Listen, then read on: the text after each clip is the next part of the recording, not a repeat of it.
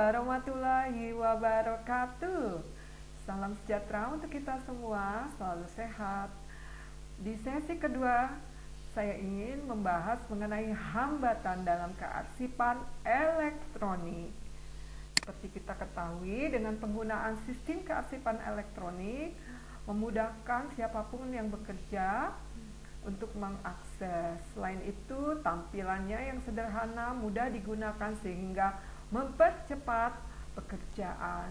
Selain itu, antara manusia dengan mesin terjadi interaksi yang sangat baik sehingga pada akhirnya membuat pekerjaan menjadi nyaman. Namun yang terjadi adalah satu, kerusakan software, yang mana saat kita melakukan pekerjaan, software tidak dapat dibuka dikarenakan rusak. Kemudian keusangan media, karena perkembangan yang sangat cepat sehingga membuat media teknologi menjadi usang.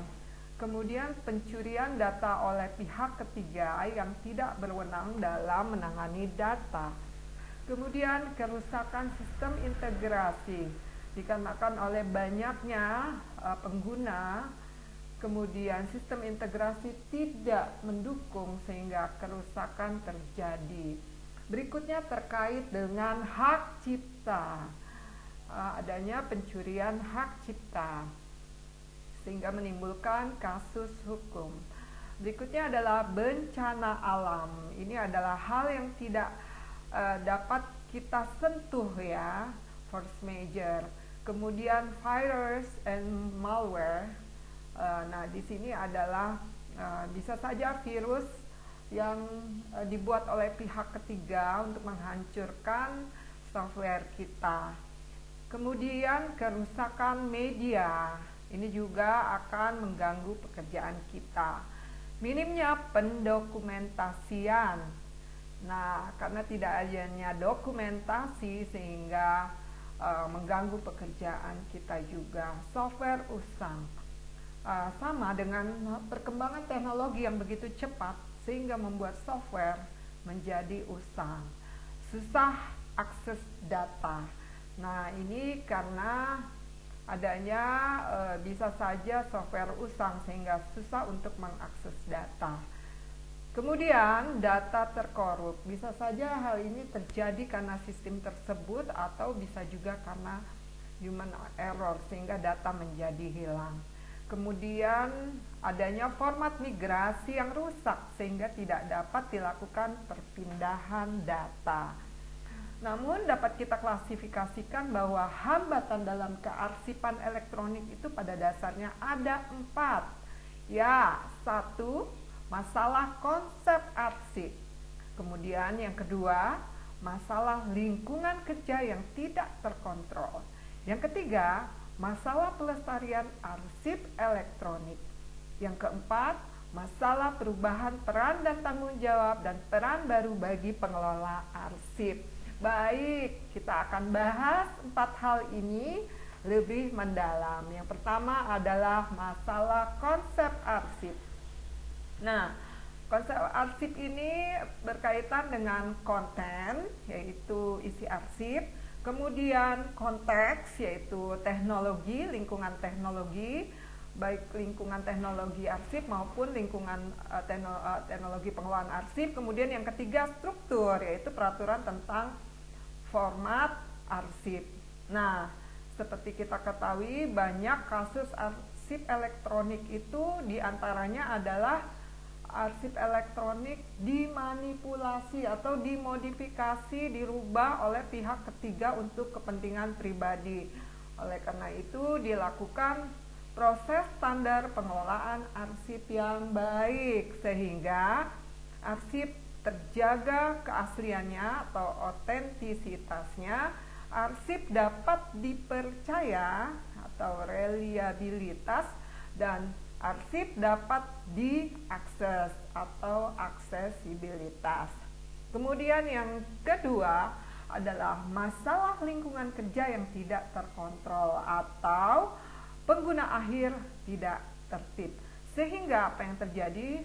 akumulasi arsip tidak terkontrol ya. Jadi arsip banyak dibuat, disimpan di beberapa tempat sehingga menimbulkan penggandaan data ya, yang menyebabkan hard disk cepat penuh sehingga mengganggu kinerja sistem tersebut. Yang kedua, pemusnahan arsip tidak sengaja.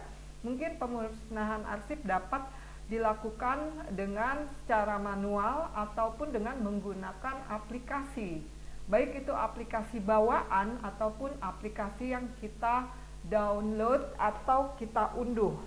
Namun karena tidak teliti, maka terjadi pemusnahan arsip yang tidak sengaja. Nah, yang ketiga adalah perubahan terhadap arsip oleh pihak yang tidak berhak. Nah, jadi seharusnya memang ada ketentuan siapa saja yang bisa mengakses sehingga arsip tidak dirubah oleh pihak yang tidak berhak. Kemudian kurang atau tidak adanya data dokumentasi sistem dan metadata terkait. Artinya di sini tidak tersimpan dengan baik metadata atau keterangan data. Masalah yang ketiga adalah masalah pelestarian arsip elektronik. Nah, pengelolaan arsip elektronik itu dilakukan sistematis mulai dari proses penciptaannya.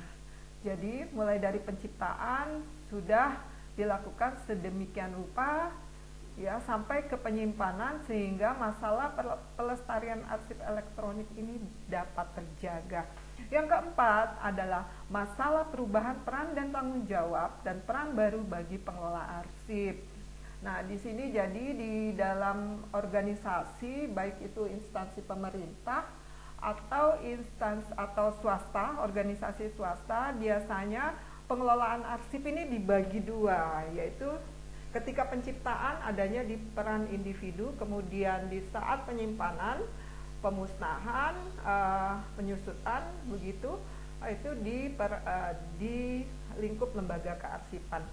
Jadi di sini peran individu artinya bahwa dalam penciptaan arsip sudah bukan hanya tanggung jawab arsiparis, namun semua staf.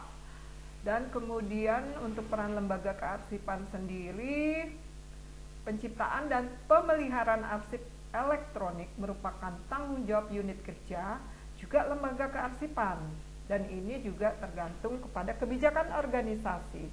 Nah, demikianlah kendala-kendala yang terjadi dalam sistem kearsipan elektronik. Di akhir slide ini ada tebak gambar ya, nanti bisa Anda scan barcode yang ada pada slide ini. Untuk hal-hal yang kurang jelas dapat ditanyakan di Google Classroom atau WAG atau forum diskusi di SSO. Baik, demikianlah paparan dari saya. Assalamualaikum warahmatullahi wabarakatuh.